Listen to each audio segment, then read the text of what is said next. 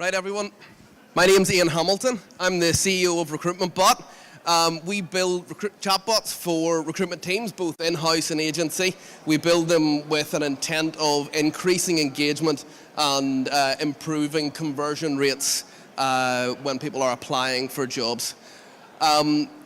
This was born out of what was called TA Hack. So TA Hack is my YouTube channel where we use the growth hacker mentality to change the way recruitment happens. We use agile methodologies to try new technologies that are non-traditional in recruitment to create more engagement, to create better conversion rates, and to create better value for money for recruitment teams.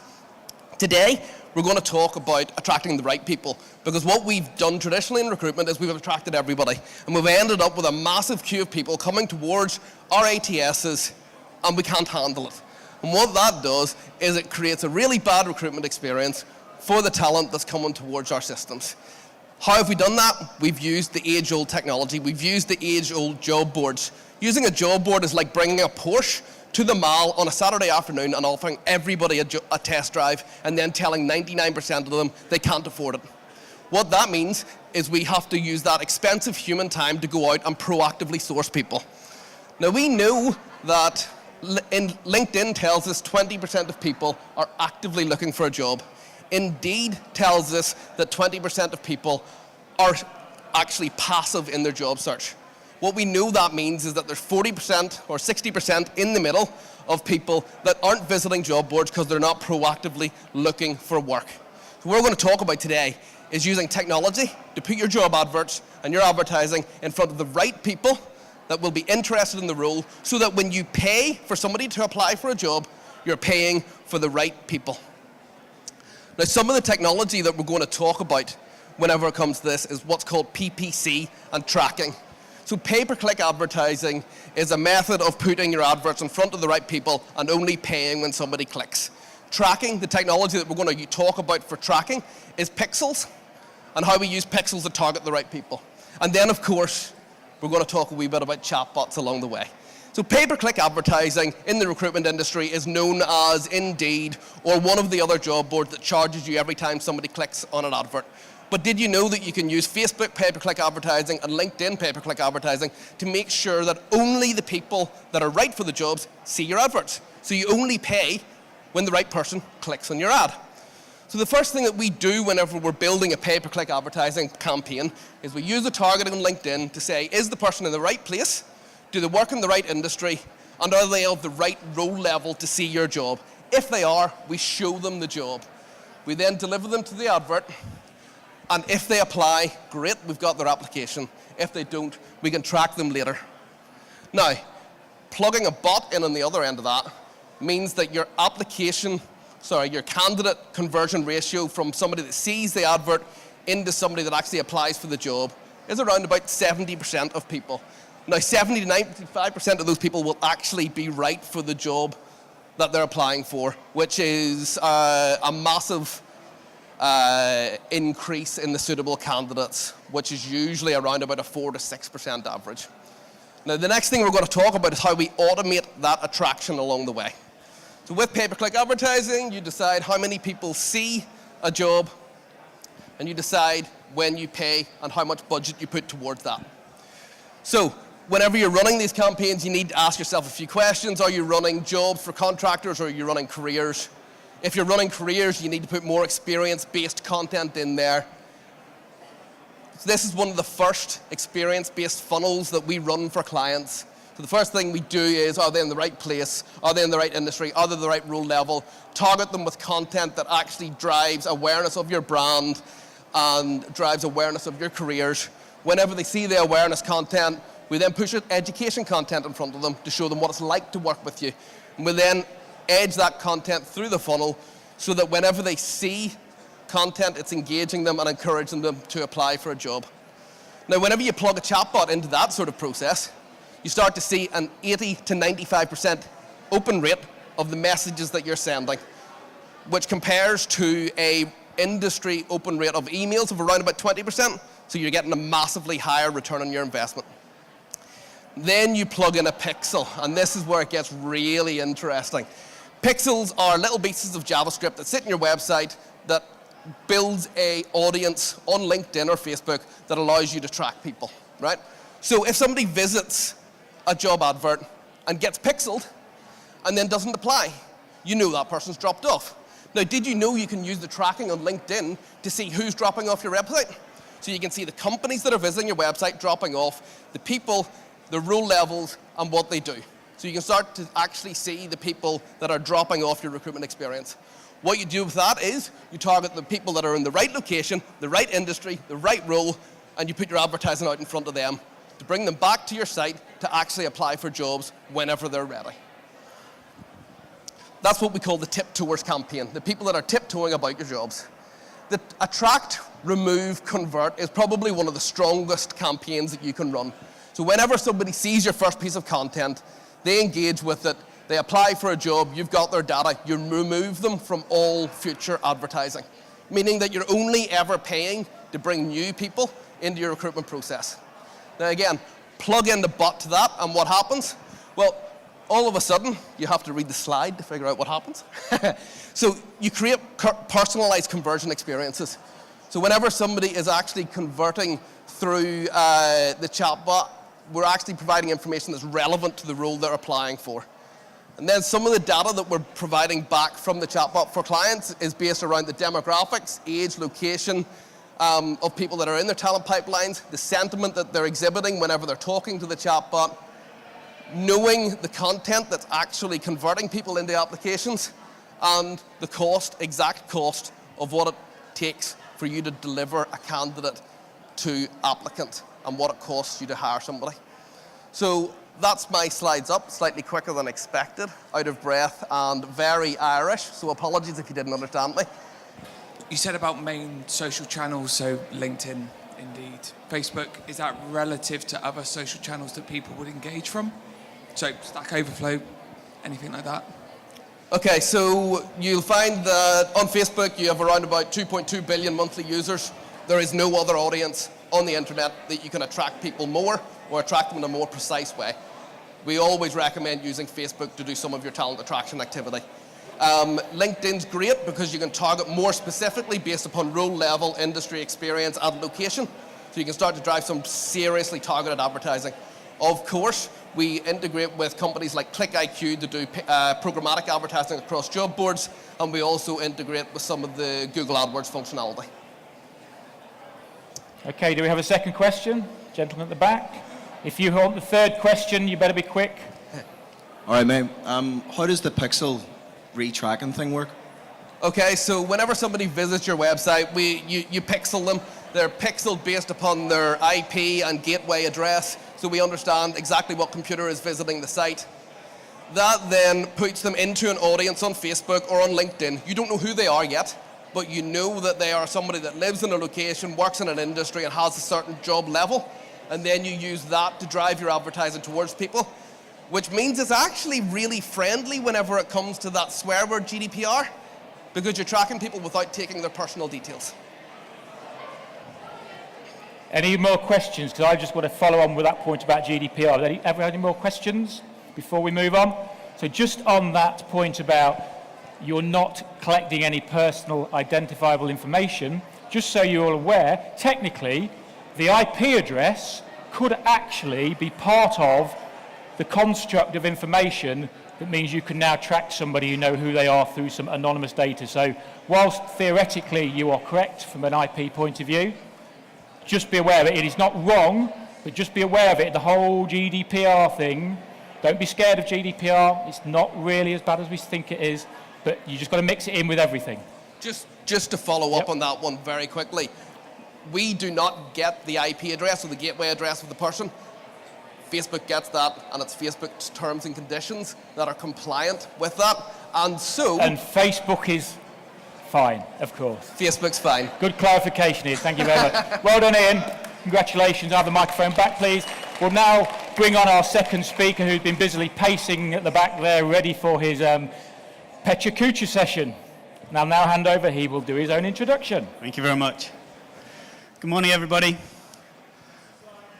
Press the slides. I could get some extra time here. Here we go. My name's Richard Collins. I'm co-founder of ClickIQ. and today I'm going to talk to you about 7 key trends within the digital media industry and how to take advantage of them. I'll be honest, I've never done one of these Pokemon sessions before, so I'm a little bit nervous because I normally wander around rambling aimlessly. So for those of you who don't know ClickIQ, we started out as a piece of kit to help you manage advertising on Indeed. It's kind of evolved from there. We now have an automated talent attraction system that basically manages and optimizes your recruitment advertising, particularly across pay-per-click job boards. We've also added recently a Facebook integration as well, with the aim to kind of save you time and money on your recruitment advertising.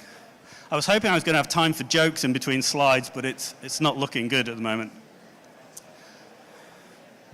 Definitely should have practiced. Right, so as we know, lots of stuff going on within the digital media world at the moment. The whole Indeed buying Glassdoor yesterday is a pretty good example. And you know, there's all these trends that we hear about all the time. So what I wanted to do was just pick out 7 key ones and look at how you could actually, what you could do to take advantage of those particular trends. So number 1 is about organic free advertising. So most people are aware that they can get traffic for free, and how do you then take advantage of it? Well, the number 1 methods that you can do for this, I am actually going to move this on. Indeed, typically will generate, if you're a brand, something between 60 and 70% of your applications for free. And that then allows you to focus your money on the stuff that you actually find harder to fill. Google for Jobs, I know Peter mentioned it earlier, is going to be another key kind of element of how you do that. And some people can actually see it already within the UK. This is a client of ours, Mitchells & Butler, actually, hospitality. And in January, they were able to generate over 15,000 applications using organic only just out of Indeed. So it gives you an idea of the power that Indeed has to drive that stuff. So the number 1 thing, I think, for anybody is to make sure that actually you are on Indeed and you're picking up that free traffic. The second one is about this move to paying for clicks rather than paying for time in advertising. In the US, most advertising is now bought on a per-click basis. And if you look at the main players of Google, Facebook, LinkedIn, Indeed, they all work on a pay-per-click basis. But the art of it is about how you use that pay-per-click advertising. Because it's very easy to burn a lot of budget on jobs that already get high responses and to spend where you don't want it to. So the trick is to try and focus that money on the harder to fill roles. And whilst there's a load of information here, basically it was a campaign that was done for nurses, and it allowed us to pick up only paying for the results that we were getting for them. Network buying, something that happens within the digital marketing world. The fact that Total and JobSite are now partnering is something that you're seeing a lot more of. People like ZipRecruiter, JobGate, Results, it allows you to take a single buying point and buy media across lots of different places. Our own network, we have 24-ish pay-per-click job boards within it. And what it does is it allows you to get reach without risk. Because you're only paying on results, you actually want to put your adverts in front of as many people as possible. So you're more likely to attract the best applicants. And if you're only paying on per click basis, then there's no actual media risk of not getting responses to those jobs. This is intense. Number 4, so growth in review sites. Glassdoor, 1.2 billion sold to Indeed yesterday. Questions about that later, I suspect. 1, it's really important that you're on there and you've owned those profiles and you do as much as you can to those profiles. Saint-Gobain are a client of ours, they own Jewson's. From a return on investment perspective, okay, if you correlate number of star ratings versus conversion rate from clicks to applications or a direct response, you double your conversion rate as you move from 2 to 4-star rating. Or to put it another way, you get twice as much advertising for the same amount of money. Facebook jobs.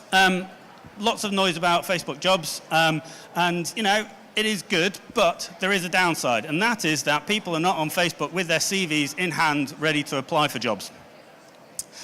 If you use a chatbot like Ian's, that helps the process for sure, but actually where Facebook is really good is when you're trying to target passive candidates, very hard to fill roles that perhaps those people are not on the job boards applying for jobs. And the amount of targeting you're able to do is actually really, really good. So you can actually put adverts in newsfeed as opposed to adverts in the jobs section of Facebook for Jobs. And the result is that you can reach those people where perhaps you wouldn't otherwise. Big data. Again, lots of talk about it, lots of tools around to allow you to analyze all that stuff. But the art of it here is, I think, how you go about using that data. And effectively, people talk about using predictive analytics and all this kind of stuff. And what you're doing there is you're looking backwards at what worked in the past and using that to try and predict what might happen in the future. The downside with it is you're using old data. And if you're using hiring data, it may be 3 months out of date. The other way is do real-time optimization. And that is to continue to be looking at what is responding, what's doing well, and to adjust based on the metrics that you're getting back. And to do that, you need some automation. Automation is about doing the heavy lifting of the rubbish jobs that we don't want to do. It's about making sure that you can focus on hiring good people rather than trying to manage and juggle jobs advertised on job boards. So, I personally think that automation works best when you start at the top of the recruitment funnel and gradually move down. At the end of the day, we want to hire people that we want to work with, and you'll never get rid of that human interaction. So use automation to do this stuff at the top that, frankly, doesn't require you to do. Add value where you can add value most. And if you're doing it properly, automation with a rules-based system should allow you to create individual campaigns out of every different job, because every job is different.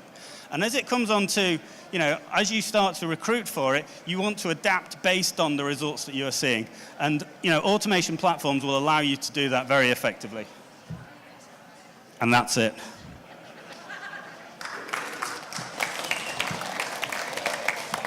Thank you. Well done. A little bit of pressure with all those slides moving so quickly. Do we have any questions to start off? Not one question? Somebody must want to ask about Glassdoor. 1.2 billion. But is Glassdoor, would Glassdoor be somewhere where your automation engine would actually... Go on, you ask your question. Just your thoughts on it. My thoughts of it are, it's really interesting. The reason I say is I actually work for the company that bought it. Okay, indeed, yeah? No, Recruit Holdings. Recruit, okay. So, you tell me, but I think it's really interesting because one of the most interesting things about it is that Glassdoor feed Google for Jobs, Indeed do not feed Google for Jobs, one thing. Secondly, the game in pay-per-click is about lots of people bidding against each other so that you are charging more per click. And the winner of that particular game is the person who has the biggest number of clients all bidding for similar audiences and then is able to deliver lots of clicks. So if you have a big audience, i.e. Indeed and Glassdoor, and if you could bring those things together, then you have a really interesting concept. And Google in the early days, when I had a digital media agency, and we were the first clients of Google in Europe, and you could buy keywords for 5p a click for credit card and all this kind of stuff. And within a few years, you're paying £20.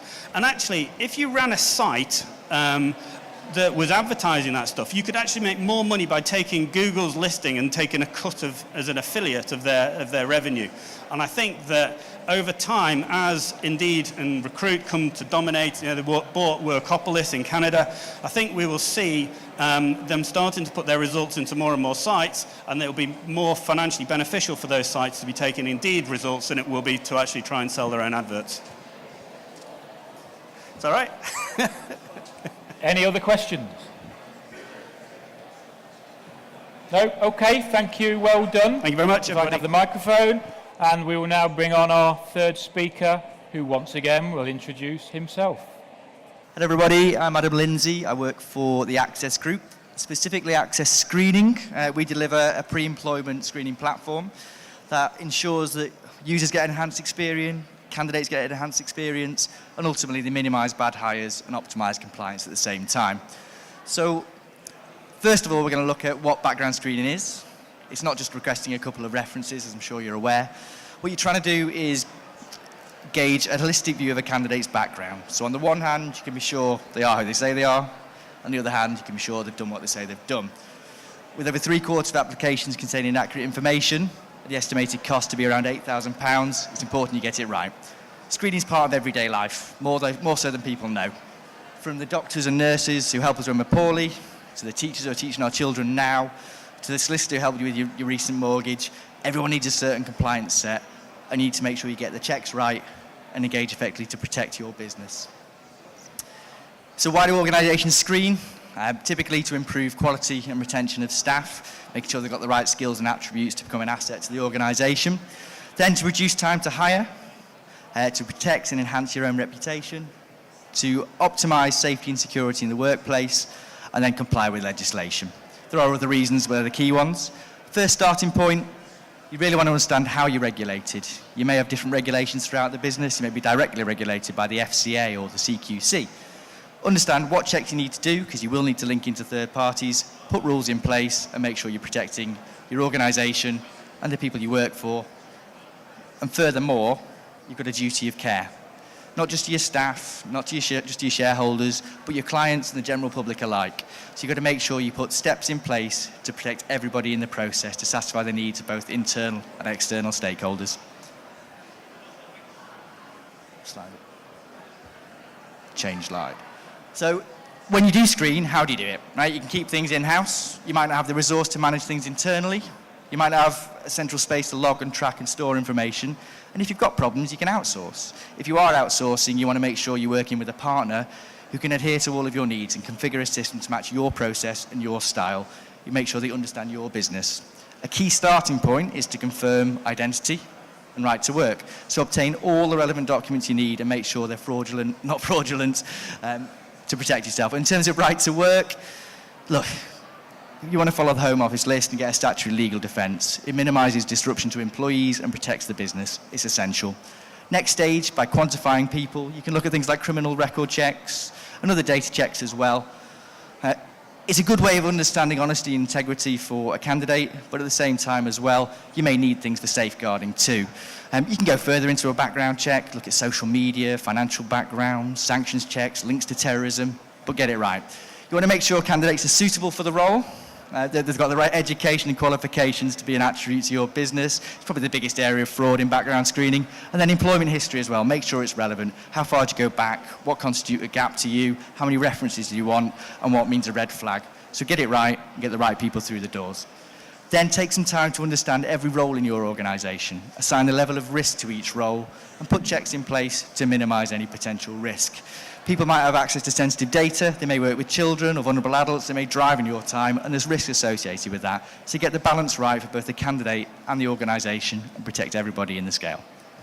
Then, understand whose responsibility is to do the checks, to make decisions moving forward for hiring managers. Understand what failure means as well. What constitutes a red flag? You know, different things matter to different organisations, but think about that. Get the balance right for the candidate. It's not the Spanish Inquisition, but you do want to check their background fully, but make sure they're happy with the process and make sure your documentation matches that too. And then with your own processes, how does your application process look? Is it a manual process? Could it be improved by electronic forms? Do you have an ATS system, other HR platforms? Can you integrate into them as well? You want to make sure your candidates are treated as customers and you engage with them fully so you can keep them in the onboarding process. With your own policies, some simple rules. Give it structure, make it organisation-wide, and make sure you're adhering to the same set of goals and objectives across the board. And then with existing staff, are you rechecking them? Just because they passed the first time round doesn't mean things won't change. So make sure you've got policies in place and things in your contracts means you can act if negative results come back. Things can go wrong, simple as that. Screening is an opportunity to enhance your reputation, but if you don't do the relevant due diligence and you're slack with things, things can get into the media and that can damage your reputation. There's been loads of instances where criminal checks haven't been done, right to work hasn't been adhered to, and it can damage you. With right to work, it's typically a manual process. Outside of HR and recruitment, there is a lack of understanding sometimes. The consequences are severe, fines up to £20,000, potential prison sentences. So imagine if you could do this electronically and adhere to the Home Office list using an app and scanning a document at the same time. Very simple. Similarly, if you are using screening systems, you want it to match the way you work. You want it to be configured to your own standards and style and get live updates in real time of a candidate progress. You want to implement your brand and make sure it supports your onboarding and recruitment tool. Very simple and straightforward. What's lacking in background screening normally is visibility and reporting, which is powerful. You want to be able to report on the positives and the negatives so you can improve your process. So you want to make sure that at the touch of a button, you can easily pull off reports to satisfy the needs of internal stakeholders and external stakeholders too. You don't want to be left high and dry when it comes to auditing. Simple as that. Candidate experience is massive. Screening is one thing, but it forms part of your onboarding and your recruitment process. So make sure with candidates, they know who communication comes from, and it's simple to engage with. Imagine that you could deliver contracts electronically and get them signed via DocuSign. Imagine that every part of your application form could be electronic. It really does paint the picture effectively for your organisation. That's pretty much me in a nutshell. We're over on stand 20 if you do want to have a chat. But yeah, we could probably spend more than 20 seconds speaking, so thank you very much.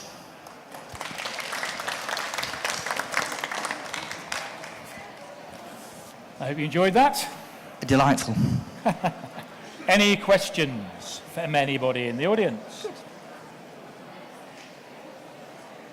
Sure? Oh, one at the back there, wonderful. Are you ready for this? You've only got 20 seconds. You've got 5 minutes. You've got 5 minutes. You can do a lot in 20 You've got seconds. 5 minutes. Hi there. Just a quick question in terms of the right to work. Yeah. So once you've scanned in the documentation and it's sent off to the Home Office, how quickly are you likely to get a response back in terms of if it's legit? It's an instant passport scan. Right to work typically is the process of being in the candidate's presence and obtaining their documents. So you don't actually need to do a passport scan for right to work. It's just best case due diligence. But via the app, it will be immediate, unless you're offline, and then it will wait till you're online and scan it again. But it links into the appropriate technology and gives you a pass or fail on any passport, biometrics card, anything with an algorithm, the MRZ code on there as well. So yeah, it is cool. Okay. Hello everybody, I'm Chris Ree from Prospects Head. Head is a degree fraud candidate verification service. Talking on the back of what Adam was saying is very pertinent. We're going to look at specifically candidate fraud at degree level. All these people here went to jail. This is another rogues gallery. You had Donald Trump a short while ago. Well, these are all 4 people in the UK who lied about their degrees. They invented qualifications and secured high-flying jobs in the NHS and the oil industry, and when they were found out, they all went to jail. This happens an awful lot. The more you look under the stone, the more fraud appears to be. Survey after survey supports the idea that fraud is endemic. 57% of CVs with education discrepancies. Only 25% of students and graduates know it's illegal to lie about qualifications. And the bottom figure for employers is terrible. They spend a lot of money having to rehire. This man here, Shoaib Sheikh, was at the heart of an international degree fraud conspiracy. He was investigated by Interpol after the New York Times exposed him and went to jail. But at his peak, his company operated 370 fake university websites. This is one of them. This is a new fake university called Brexit University. Very topical and very timely. There are graduates right now in the labour market internationally who've got degrees from Brexit University. Obviously, they're absolutely worthless, but sometimes they spend a lot of money acquiring them. They do it wittingly. Sometimes they're conned. We've uncovered through our work with the Department for Education a lot of fake universities. On our database, there are more fake universities than real ones, sadly. Rutland University doesn't exist. I'm sure you all know that there's no such place as Rutland University, but they've set up a very, very smart website. It's got all the things that university websites should have, including a president who's given the name of Chris Wallace, who's got a PhD from Oxford. And they set up all the infrastructure and appurtenances of real universities to con graduates and students into handing over money and to con recruiters into thinking it's a real place. Now, Chris Wallace actually does exist in real life. He didn't know that he was president of Rutland University because he was doing a very busy full-time job at the University of Leicester as head of the economics department. But this is an identity fraud also harnessed to degree fraud, and it's very powerful and it's very potent. And the UK is actually a world centre of this because of the quality of our education system. Fake certificates in circulation, we've got thousands of them. This is an old-fashioned style one, Canterbury University. It actually looks like it was awarded in the Middle Ages, but they use this very ponderous Gothic typeface, they use this very, very ponderous language. But again, there are people in the world with Canterbury University websites. This is the headquarters of Canterbury University, because whenever we get a report of what we think is a fake site, we'll always check the address, because they always give a contact address and information. So this is actually in Hyde, and it's sitting between Top Dogs and Signs. It's not the campus that people imagine with Canterbury University. Similarly with Riggshire University. And I hope, again, nobody in the audience believes there is such a university as Riggshire, but it might be between Rutland and Leicester, maybe, somewhere. Internationally, recruiters don't know this. It sounds like a classic English university, and it's probably got a really lovely old-fashioned campus with mellow stone buildings and a beautiful lake, but it's actually a seafood supply shop in Scotland. That is the address that was given. The point is, we can go on and on with this, but the fake university website industry is truly global, and yes, the UK is faked a lot because, of course, it has real value in the international marketplace. And the fraudsters know this. They also copy real universities. So Surrey University sounds plausible, and people say, oh, I went to Manchester University, which they did. Actually, they went to the University of Manchester, and people go to the University of Surrey. That's shorthand. But they actually set up a website which is passable, and it's obviously where higher education begins, so it sounds good. And they also offer the opportunity to verify degrees. They also say that they're not affiliated in any way to the University of Surrey, so they're kind of disclaiming themselves. The verification point is really important because we're all about verification. We believe, and Adam highlighted this very powerfully, that you should always make the checks, and the higher education check is crucial. So the universities offer this verification service. So the University of Wolverhampton says you can actually validate their certificate. So a candidate goes for a job with one of these certificates here, they've got a transcript, and at the bottom it says you can validate this through the University of Wolverhampton website, so it's offering a really secure online service. It gives Wolverhampton's address, it says quote the transcript number, and it's so far so plausible. Now, the keen eye would spot that the University of Wolverhampton's address is Galway, Dublin 7, Ireland, which is probably not in the West Midlands and doesn't make sense even as an address in Ireland. But employers will go through this closed loop. It's like one of those phone scams where your bank account actually phones you up and tells you to quote a number and phone back. Only when they realise that that's actually the University of Wolverhampton, because, as our chronic gag has it, they've taken the P and removed the P from that. But up till that point, for many recruiters, it looks like a real University of Hampton website. This looks like a real Anglia Ruskin degree certificate. This looks like a Salford degree certificate. These even fooled some of the people at these universities because they were such good fakes. So this is another aspect of the industry. It's the market in copycat certificates from real universities. Often it's only a small detail that gives it away. Every year, graduates, quite rightly, who are hugely proud of their achievement will take a picture of their university degree certificate, and it will go all over Twitter and Facebook and Instagram and everywhere else. At the same time, fraudsters are sitting waiting to get their names and information and the university insignia, and they will fake it. If they don't do it that way, they can go on eBay, and rather than spending £50,000 on a higher education, for $695 you could buy, that's actually a certificate for a degree in rocket science. The wording corresponds with that. And they actually got nectar points for this. So that's $695 or £50,000. It's quite beguiling. What can we do about it? The fundamental message is check, check, and check again. Every graduate candidate you get as an employer, don't just ask to see the degree certificate, check that it's authentic. And you can do that through head.ac.uk, hedd.ac.uk. We've got toolkits to help explain how this works, and our staff are waiting outside to give you copies of those toolkits, and do come and see us on our stand. Thank you.